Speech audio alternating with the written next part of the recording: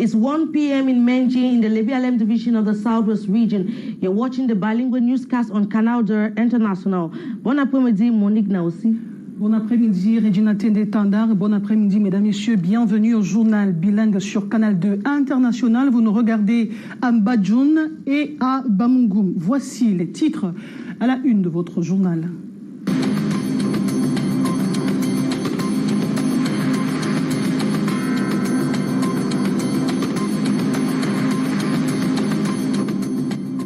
Les écoliers et enseignants à nouveau ciblés par les groupes séparatistes dans la région du Nord-Ouest. Les pensionnaires du lycée bilingue de Oué viennent d'être enlevés selon l'UNICEF. Quelques 850 000 enfants sont privés d'école dans les régions anglophones du Cameroun depuis 2016. Search efforts intensify to ensure the release of 4 officials of the government high school Way in the Menchum division of the Northwest region abducted on Wednesday by armed men suspected to be separatist fighters. The officials, including the principal, his vice, 2 tutors, were kidnapped on Wednesday and taken to an unknown destination plus. Bataille entre titans ce jour dans la poule B. La Côte d'Ivoire affronte l'Algérie au stade de Japoma cet après-midi à Douala. Une rencontre à enjeu extrême pour la qualification. Already battling with the fallout of the security crisis in the Southwest region, the people of Limbe are faced with a new challenge, that of skyrocketing prices of basic food commodities triggered by an influx of fans and supporters of the AFCON competition. And this newscast will take you to some local markets in Limbe.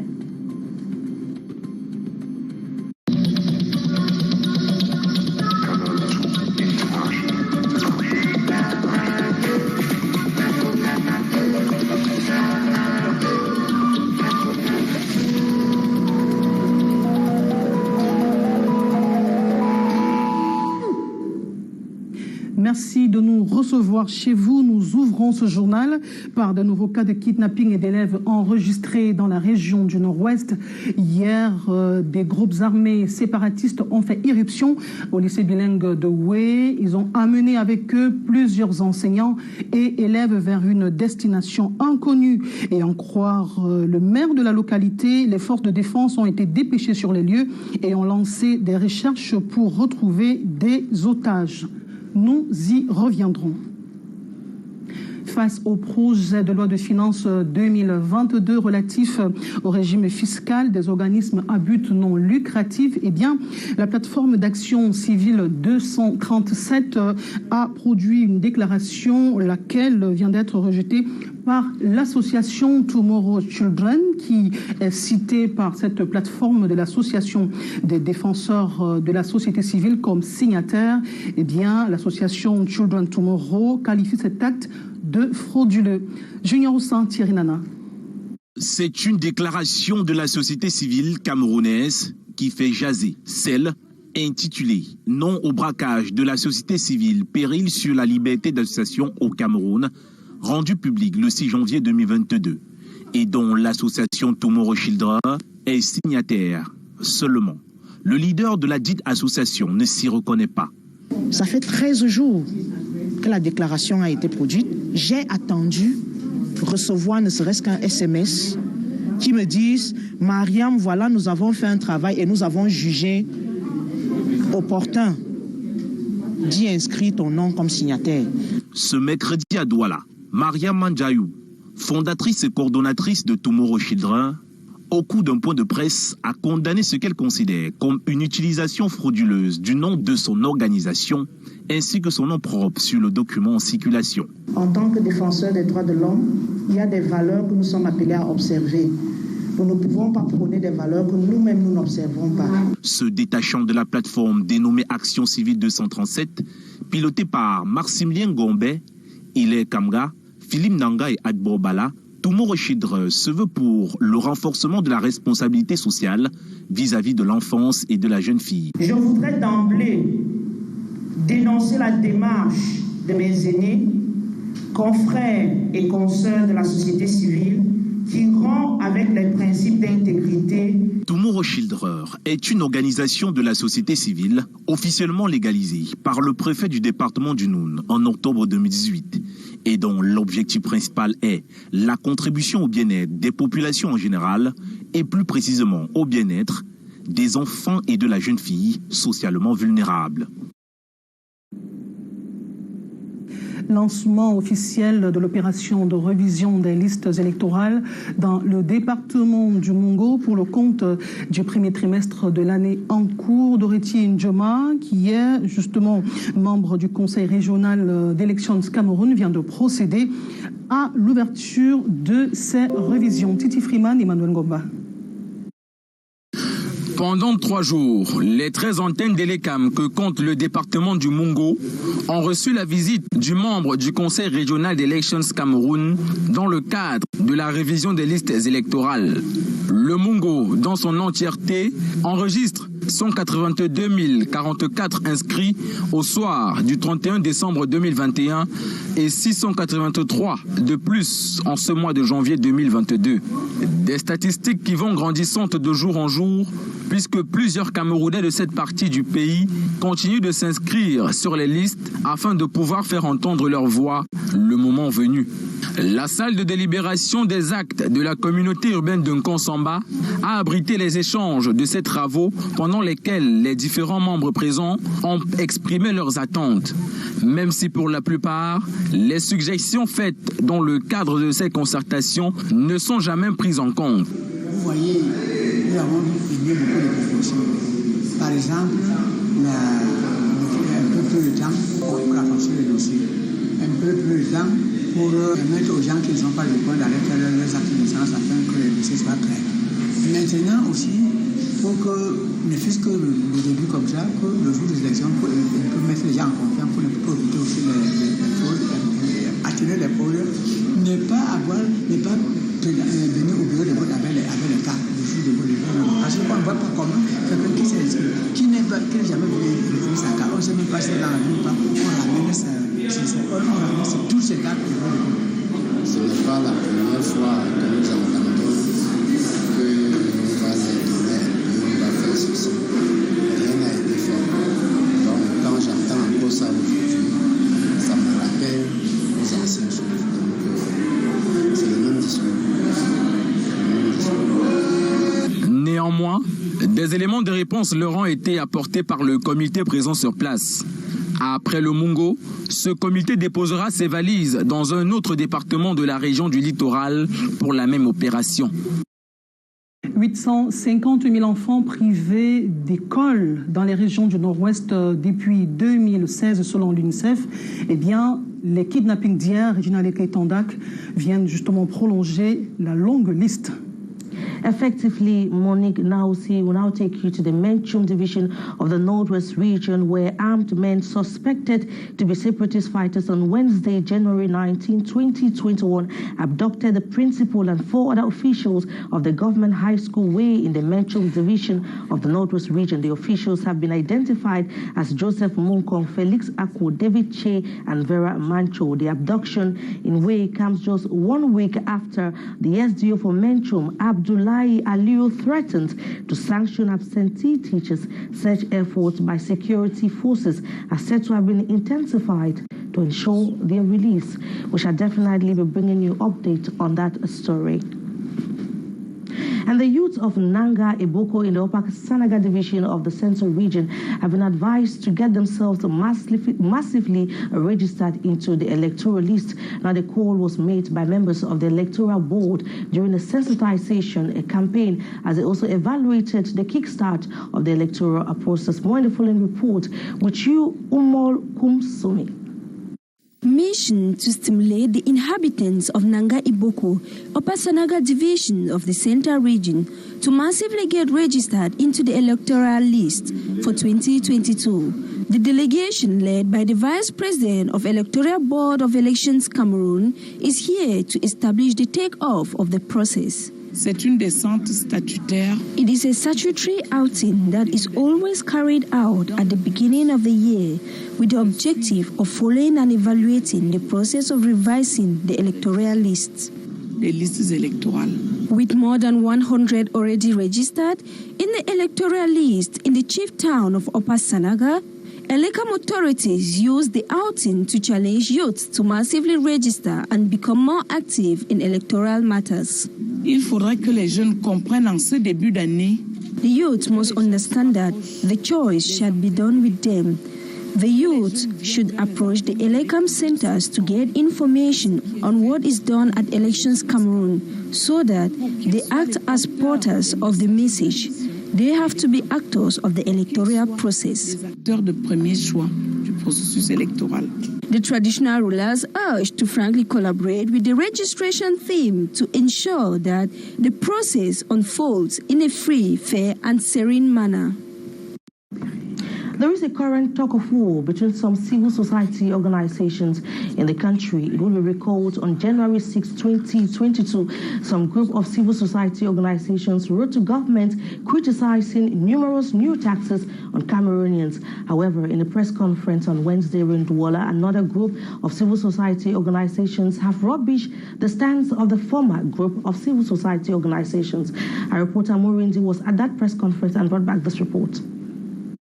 It was to present our position about the declaration of those people. Her anger stems from what she has described as a January 6, 2022 declaration from a group of renowned civil society organizations set to have violated certain norms and principles guiding the sector. According to her, the declaration blacklisted the governments for overtaxing Cameroonians in the 2022 finance law, a document which Mariama Njayo, coordinator of a platform of civil society organization, distanced herself from and accused the signatories of fraud, manipulation, and anti-democratic principles.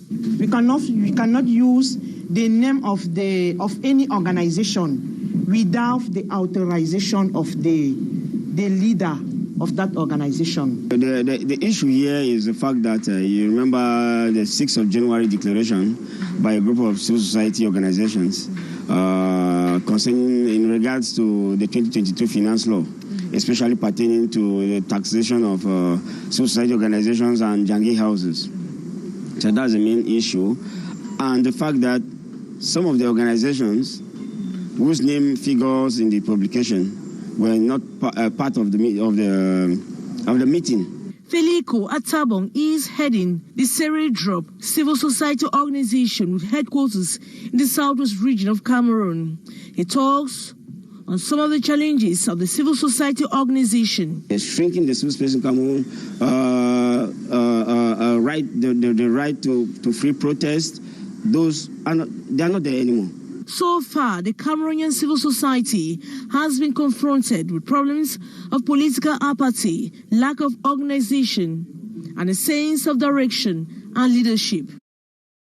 Ignacy now take us to Ngaoundéré, where there has been an accident involving a truck. Of course, Regina Ketandak, à Ngaoundéré, justement un camion transportant du bétail, rate son virage et se retrouve dans un ravin.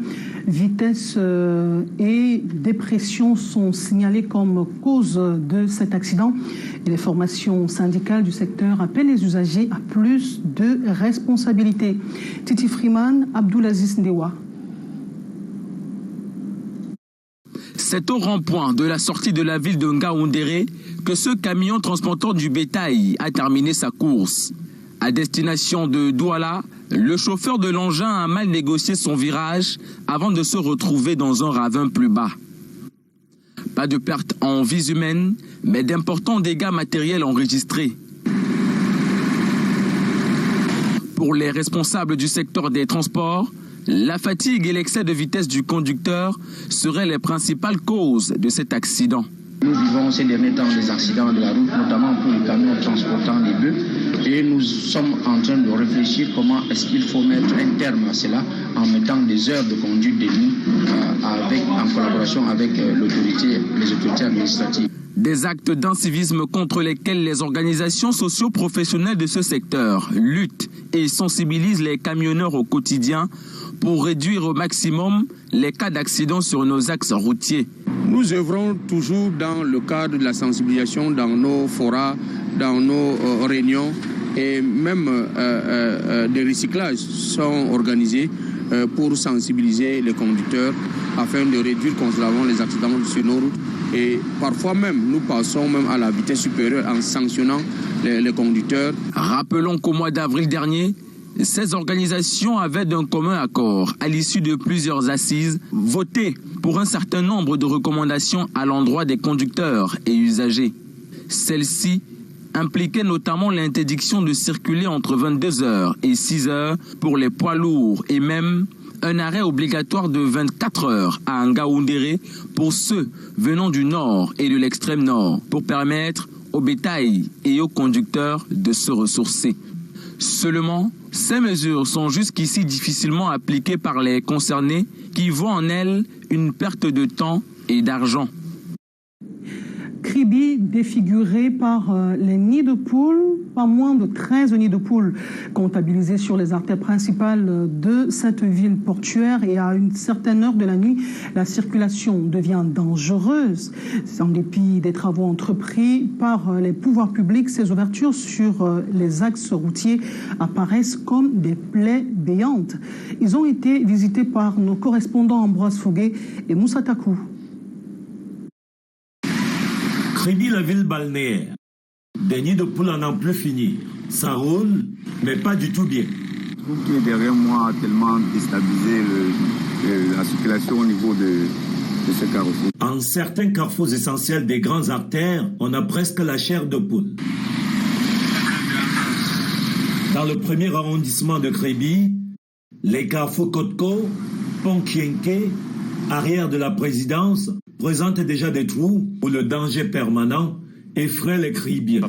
Ça fait il y a 1 an que le trou est là et ça a déjà tellement causé des dégâts ici. Et les camions qui négocient mal le virage en esquivant le trou se renversent. On a peur de rester ici. Pour les habitants de la ville, plus de 13 nids de poules, ça fait beaucoup en zone portuaire, avec en plus la présence de ces camions dont les conducteurs dictent sur la route. C'est pas évident, parce que les camions passent de partout, partent du port, ils partent à Campo et tout. Et quand tu arrives ici, tu ne sais même pas où passer. Des pouvoirs publics entreprennent ça et là des mesures pour pallier le phénomène.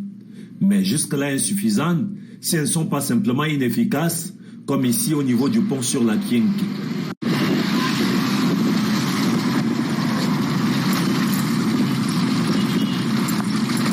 Il faut agir et rentablement sur la voirie de la ville. Le trafic routier allant crescendo à Kribi, l'un des espoirs de la félicité du Cameroun. D'une ville à une autre, nous faisons un focus sur les points de stationnement de la ville de Douala, stationnement de bus et de taxis qui sont anarchiquement envahis. Les gares routières aménagées par les autorités municipales sont boudées par les transporteurs qui préfèrent faire du ramassage sur des espaces non aménagés. Ils ont été visités justement par notre reporter Espoir Baïha. 5 lettres formelles, mais incomprises. Pourtant garés près du panneau d'indication, ces conducteurs de moto-taxi, même sans être passés par l'auto-école, étalent leur ignorance. Vous savez que cet espace est réservé uniquement pour les taxis? Non, pas avant maintenant. Oui, c'est réservé pour les taxis. On n'a pas prévu un espace pour les motos. Un aveu d'échec répandu dans la ville de Douala. Les points de stationnement des taxis et bus sont abandonnés. Nuance. Ils sont devenus des agences de voyage, parking et garages improvisés pour des particuliers. Je suis arrivé là-bas, ma voiture est tombée en panne. Je suis en train de dépanner. Le désordre urbain, plus grand que les efforts des municipalités. Les routes se sont rétrécies. Les conducteurs d'engins discutent des clients sur la chaussée, malgré. De notre côté, les camions ont bloqué. Quand on est obligé d'être bloqué en face de nous. On ne peut pas sortir de l'autre côté. C'est pour ça qu'on est obligé de serrer là. Les usagers pris au dépourvu attendent le taxi sur le trottoir ou à leurs dépens. Nous attendons ici parce que le taxement, eux-mêmes n'aiment pas entrer dans le parking. C'est pour ça que nous préférons attendre sur l'arc central où ils aiment garer. Détrompez-vous. Ces hommes assis dans cet espace, dès le matin, n'attendent pas le taxi. C'est un lieu de repos, avec l'ironie. Ce repos, c'est moi assis comme ça. C'est abandonné. Et est-ce que les taxis passent en route là-bas? Tout le monde garde à l'entrée là. Les taxis à l'entrée là. L'ombre de la négligence se plane. L'usage de la force pourra-t-il discipliner les mentalités? Il faut le concours de la police municipale et les policiers pour les obliger à garer au lieu indiqué. Espérant que chacun retourne vers ses responsabilités. Les trottoirs et la chaussée sont occupés au mépris du code de la route. Parlons d'éducation à présent et rendons-nous dans la ville de Bafia où les enseignants ont du mal à s'arrimer à la nouvelle donne. Il s'agit d'arrêter les cours à 13h. Ces enseignants disent ne pas trouver des stratégies jusqu'à présent pour pallier le problème.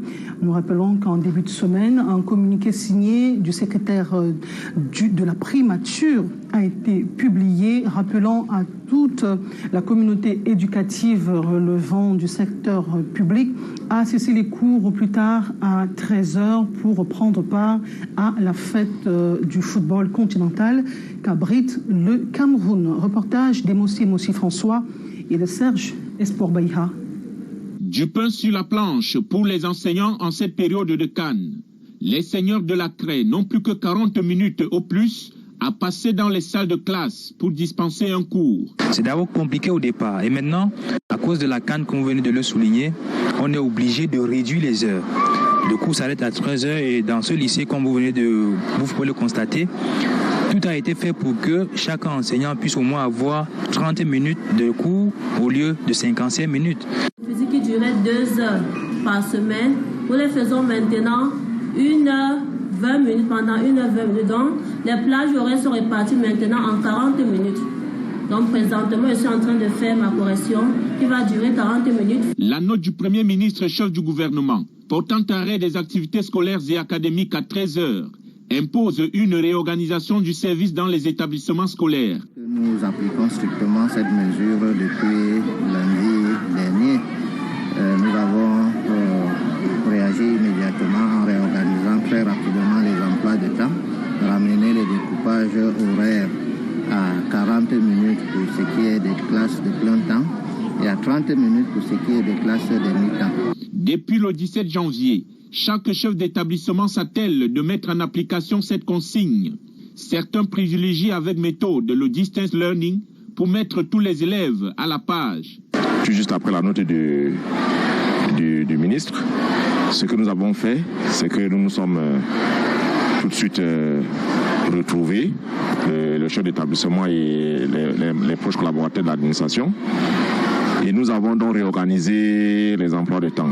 Dans ce nouveau système qui prend fin le 4 février prochain, les périodes de mi-temps vont de 7h30 à 10h et de 10h30 à 13h. L'objectif étant de permettre à tout Camerounais de prendre une part active à la CAN 2021. Bien, Regina Leke-Tandak, dans la région du sud-ouest, on observe une certaine spéculation depuis le lancement de la CAN Total Energy 2021. Effectively, Monique now see in Limbe, southwest region of the country, as well as other towns in the southwest region, which is currently hosting the Pool F of the AFCON competition, there has been an influx of visitors and fans of the football competition. And with an increase in the number of consumers, the local people now say there has been an exponential rise in prices of basic commodities. Our reporter Ines Undombala visited some markets in Limbe and brought back this report. The 2021 AFCON is draining thousands of supporters and visitors into the southwest region, which is hosting Pool F of the competition. Markets, supermarkets, streets are taken hostage by both Cameroonians and football fans, strangers representing members countries of AFCON. In Limbe, the influx of visitors has led to skyrocketing prices of foodstuff and basic commodities on the local markets. The high cost of living is a major concern. It is against this backdrop that the MIRAB officials are in the field. Since knowing that they are foreigners, we had to impact, especially Limbe, because we know that the prices are going to be higher during this AFCON. So it was best to come here at Church Street. I have a direct impact in front of the market. These periodical markets are organized in Limbe by MIRAB is to enable consumers to get foodstuff and basic commodities at giveaway prices. There in the market, things are so expensive. So I came here, I bought granite oil. 1 liter is 1,150. That is why I came here. And I bought chocolate too at the price lesser than what is sold in the market. An initiative saluted by the Southwest population who can now stock their homes with goods at affordable prices. I prefer buying this market because things are cheap here. On to our normal market. Here they have released their prices to come to moderate price. So even less people can achieve something here. There we buy meat for 3,000, but here we are buying 2,200. At least there's advantage of it. I'm very happy. Things here are a little bit cheaper as compared to the market. People enter here very much. If you want to compare it to the market, we have so many buyers here. As the football jamboree continues, MIRAP officials are working towards giving this year's AFCON all the grandeur it deserves by ensuring that foodstuff and basic commodities are available for all. On top gear for the annual Festival of Arts and Culture for the Advanced School of Mass Communication ASMAC in Yaoundé. Now, the press conference on Wednesday, students of the Pioneer Journalism Institution unveiled a package of arts and cultural festival that will be waiting to entertain the public come February the 10th, 2022. Our reporter Hyacinthia was there and brought back this report. Made in Cameroon and by Cameroonians, the product exhibited by the students of the Advanced School of Mass Communication in Yaoundé this January 19. These in preparation of the Festival of Arts and Culture to take place on February 10 this year. The content of the initiative taking a new impetus. Le Festac donc est Festac is the daughter of Back to Our Sources because we wanted to give it more content. So we decided, with the accordance of the administration, to name it Cultural Festival of ASMAC. And the differences is that Festac will not just be limited to ASMAC students, but also opened to other schools. Sous la tutelle de l'Université de Yaoundé 2. The Cultural Jamboree will be an occasion to showcase the particularities of the 4 cultural zones of the country: the Grassfield, Sawa, Fangbeti, and the Sudanese Saheli. Announcing the upcoming event through this press conference, the students called on the public to come and discover their artistic talents and cultural know-how. Updates on AFCON matches, the third and last group matches for Total Energy African Cup of Nations will be played in Douala and Limbe this Thursday at 5 p.m. Algeria will take on the Elephants of Cote d'Ivoire at the Japoma Stadium, while Sierra Leone would lock horns with Equatorial Guinea at the Limbe Omnisport Stadium for the Group E. For Group F, the 2 matches will take place simultaneously at 8 p.m. Tunisia takes on the Gambia, while Mali battles with Mauritania. In yesterday's match, the Super Eagles of Nigeria trashed Guinea-Bissau 2-0, while Egypt narrowly defeated Sudan by 1-0. Monica Naussi. Yes, Regina Leke Tandak, bataille de titans ce jour à Douala. Eh bien, l'Algérie, tenant du titre, rencontrera la Côte d'Ivoire. C'est une rencontre en jeu de qualification. Eh bien, gagner ou rentrer est le dilemme pour l'Algérie qui est tenant du titre. Hier, la poule D a livré ses qualifiés pour le second tour, à savoir le Nigeria en tête avec 9 points grâce à une victoire de 2-0 sur la Guinée-Bissau. En deuxième place, l'Égypte a vaincu dans le derby du Nil le Soudan 1-0. C'était au stade Amadou Ahidjo et au Romdé Adja devant un public bien présent et surchauffé. C'est ici que nous mettons un terme pour ce qui est de cette édition bilingue du journal sur Canal 2 International. Merci de nous avoir regardés dans la Sadaga maritime et partout ailleurs au Cameroun. Regina Leketanda, good day. Good day, Monique Dawson. Thank you all so much for watching. We shall be back again tomorrow with what will be making news in the country and, of course, out of the country. Goodbye and God bless.